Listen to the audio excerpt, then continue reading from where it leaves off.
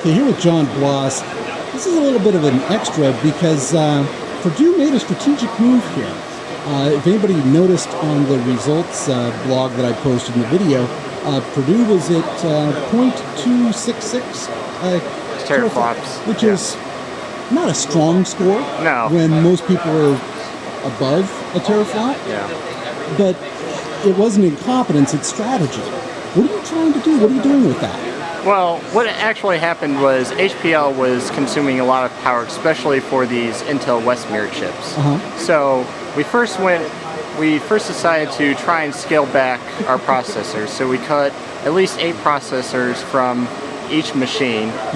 So that was 32 processors right there. And then we were only trying to run HPL with 100 processors. Sure. We weren't getting cores. we weren't getting very favorable results with that, and we were running right on the power budget. And are you going to be able to beat the GPU guys anyway? Yeah, exactly. That's the thing. We had already heard some of the murmurs of early results of being over 1.4 teraflops. Murmurs and chortling and outright grinning. Yes, exactly. So and you knew that the line was a teraflop from last year anyway. Yes. Yeah. So then around 2 in the morning we decided, okay. Late night decision. I like this. Yeah. It was something born out of necessity and sleep deprivation. Yeah. We decided to turn back on all the cores because we had already done some preliminary runs with some test data for each of the applications, just to see how much power they would pull. Okay. And it turns out they were pulling much less power than HPL. Okay. So, knowing that in the past HPL hasn't been highly judged on the judging criteria for overall competition. It's no more than that. I mean, it's no more than the other science. The science applications are a little.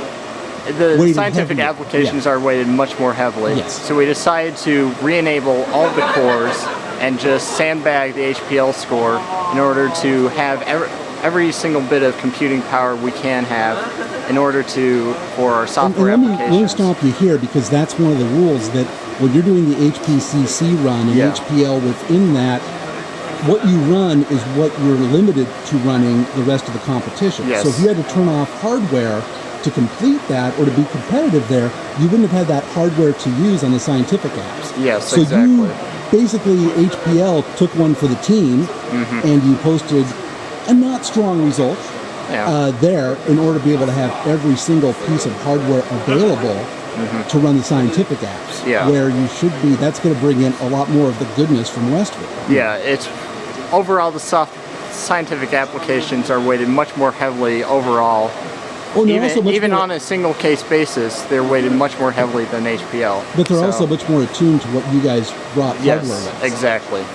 And it's going to be interesting. It's a hell of a gamble. And, I remember talking with some of the facilitators of this, and they're like, what the hell is going on with Purdue? We came out and asked, and I'm not sophisticated at all in this, but they're walking away going,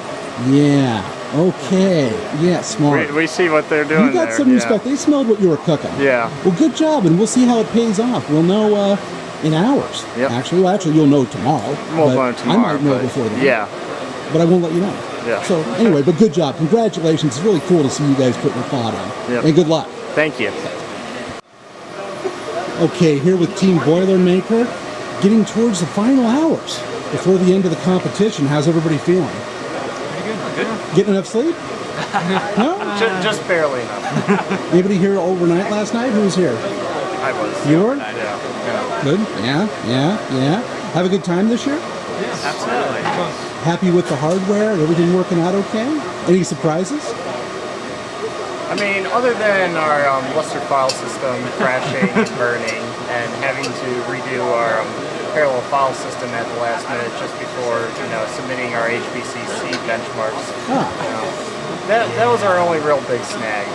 Well, that's not such a big deal. No. We only lost a day on that. I don't know, do file systems play much of a part in HPC? Oh yeah, they do. Yeah. It's a huge part. File systems basically allow you to move data in and out of the hard drive, which is integral to actually saving the data and using the data across the clusters. So you want to save the data then? Oh yeah. Okay. Yeah, it's good. it's nice to actually do something besides blow hot air out of the machine. Other than just the worst kind of streaming system in the world, right? Yeah. Okay, Yeah. good. And you guys have really done a good job at expanding your the metrics and the reporting that you've done. When I first got here, I don't know if I captured it on video, but it was 2 words and you could barely see them. Yeah. That's nice. So somebody's had some time on their hands. Yeah.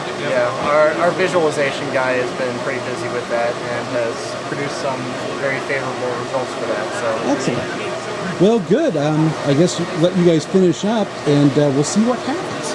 But good deal. Thank you. Talk to you soon.